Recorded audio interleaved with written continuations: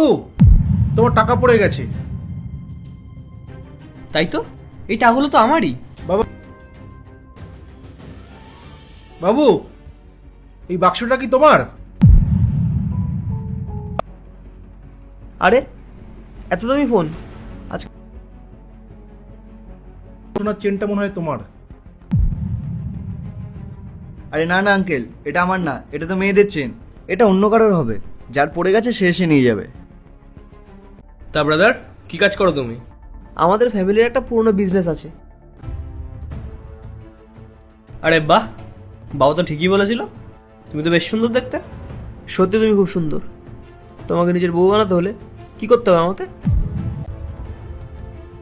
এটা তোমার বাবা? হ্যাঁ, আর ওই রাস্তায় তোমরা যে টাকা আর ফোন পেয়েছিলে না, ওটা পড়েছিল না, ওটা ওখানে রাখা হয়েছিল।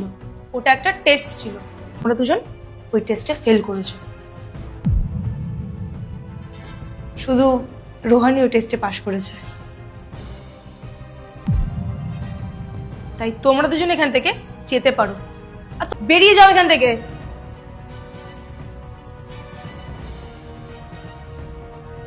থ্যাংক ইউ বাবা, তোমার কথায় আমি ওদের এই টেস্টে নিলাম। আর আমি যদি ওদের এই টেস্টে না নিতাম, তাহলে ওদের আসল রূপটা কখনো বাইরেই আসতো না।